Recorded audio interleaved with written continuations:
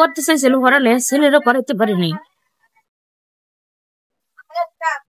পড়ালেখা করাতে চাইছিলাম তো পারি না, তো পড়ালেখা করাতে সংসারের সমস্যার কারণে তো পড়ালেখা করতে পারি না। আমি আজ পর্যন্ত দেখিনি যে এত আগ্রহ একটা মেয়ের পড়াশোনার প্রতি। একা এত বড় সংসার চালাতে পারে না, তাই আমি পড়ালেখা করতে পারি না। আমার মা বাসা বাড়ি কাজ করে, আমার বোনকে আমার রাখা লাগে। আসসালামু আলাইকুম। আমরা এসেছি শিরিন আপা ও তার পরিবারের কাছে। আমরা দেখতেই পাচ্ছি আসলে এখানে তার 2টি কন্যা সন্তান আছে, আরো 2টি ছেলে আছে, একজন খুবই ছোট এবং আরেকজন ছেলে পা ভেঙে বসে আছে। তার মেয়েটি পড়াশোনা করাতে পারেনি, বর্তমান বয়স 13 বছর। কতটা বিপাকে আছে তাদের জীবনের ঘটনাটা আমরা তাদের মুখ থেকেই শুনবো। আমার মেয়ে অনেক পড়ালেখা করার শখ ছিল, আমার বাচ্চা কাচ্চা রাখতে চায় না। মেয়ে পড়ালেখা করতে চায়, বলে যে আমি আর বাচ্চা কাচ্চা রাখবো না, আমি পড়ালেখা করবো, আমার পড়ালেখা করতে দাও। কিন্তু আমি তো পড়ালেখা করতে দিতে পারতেছি না। বাচ্চা প্রিয়, সংসারে অনেক কষ্ট, একা মানুষ, এত 7 জন মানুষ চলা সংসারে একজনের পক্ষে সম্ভব না। এটাতে আমিও বাসা বাড়িতে কাজ করি, বাবুর আব্বাটা কিন্তু কাজ কাম চলে না, করতে পারে না। এটাতে আমরা অনেক কষ্ট করে চলি, মায়ের পড়ালেখা করতে পারতেছি না। এই কেউ যদি আমাকে কিছু সাহায্য করে তাহলে মায়ের পড়ালেখা করাতে পারি। কেউ যদি আপনাদের দায়িত্ব নেয় তাহলে দিবেন? দায়িত্ব নিলে তো দিতাম, পড়ালেখা করাইতাম। আচ্ছা, তো পড়ালেখা করানো দরকার। তো সবাই চায় যে ছেলে মেয়ে পড়ালেখা করাই, সংসারে অভাবের কারণে তো পড়ালেখা করাইতে পারিনি।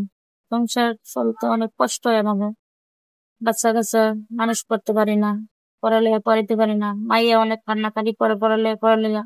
আম্মু আমার স্কুলে দিয়ে দাও, আমি পড়ালেখা করি। সবাই পড়ালেখা করে, আমার পড়ালেখা করতে দাও না, আমি আর রাখি না, আমার পড়ালেখা করতে দাও, আমি আর পড়ালেখা করতে চাই।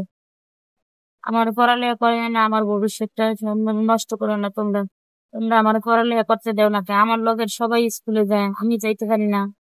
আর লগের মানুষ সবাই আগে একই সময় স্কুলে যাবে, তো যাইতে পারতেছে না। বোনের লিগে বোনের রাহি। এর মা কথা বলছে আর মেয়ের চোখ দিয়ে এখনো ছলছল করে পানি পড়তেছে।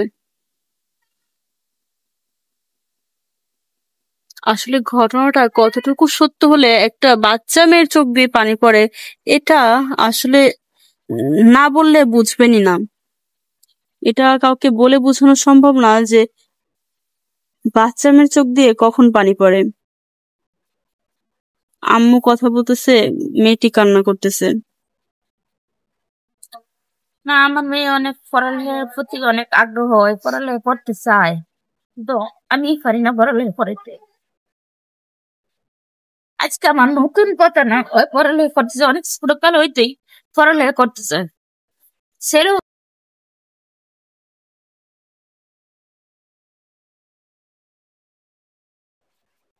আপনারা যে পরিমাণ কষ্টে আছেন, যে সমস্যা আছেন, আমার তো মনে হয় না যে আমি এতগুলো প্রতিবেদন করেছি এরকম সমস্যায় আছে কেউ। আসলে তাদের অবস্থানটা খুবই খারাপ। তাদের চোখের পানি বলে দেয় যে তাদের অভাব জিনিসটা কতটা বেশি। কোনো মাই চায় না যে তার মেয়েটা তার চোখের সামনে কান্না করুক, কষ্ট করুক, পড়াশোনা না করতে পারুক। এত সুন্দর ফুটফুটে মেয়ে, আপনার মেয়েটা তো চাইলে ভালো কিছু করতে পারতো, এত যেহেতু আগ্রহ। যে কত যে পড়ালেখা তো ছোট হইতেই পড়ালেখা করতে চাই, কিন্তু আমরা পড়ালেখা করতে পারি না। আমি আজ পর্যন্ত দেখিনি যে এত আগ্রহ একটা মেয়ের পড়াশোনার প্রতি। এমনও আমারে বলে যে আম্মু আমার স্কুলে ভর্তি করে দাও, আর স্কুলে ভর্তি করে দাও, আমি স্কুলে যাবো না। আমার স্কুলে ভর্তি করে দাও, স্কুলে ভর্তি করে দিয়ে আমি স্কুলে যাবো। তোমার মাইয়া তুমি রাখো, আমার আপনাদের স্কুলে গ্রাম দিয়ে দাও। কোথায়? আমাদের গ্রাম চাঁদপুরে। চাঁদপুর। জি। আপনার মেয়ে কি বিয়ে শাদী কি এঙ্গেজড করাইছেন নাকি কোনো কিছু? যে না, নাকি যে নাকফুল?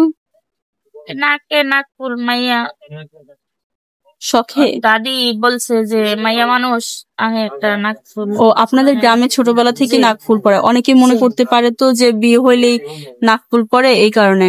যে না, আমাদের দেশে শুধু শুধুই বাচ্চা কাচ্চারে নাকের ফুল পরে।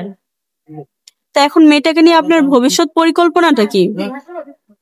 যদি আমাদেরকে কেউ অসহায় বলে কেউ সাহায্য করতো, আমগো এরকম দায়িত্ব কেউ নিত, তাহলে আমরা ছেলে মেয়ের পড়ালেখা করাইতাম, মানুষ করতাম। পড়ালেখা করানো আমাকেও তো ইচ্ছা ছিল, বাবা মা হিসাবে ছেলেদেরকে পড়ালেখা, বাচ্চাদের পড়ালেখা করানোর ইচ্ছা তো সব বাবা মারই থাকে।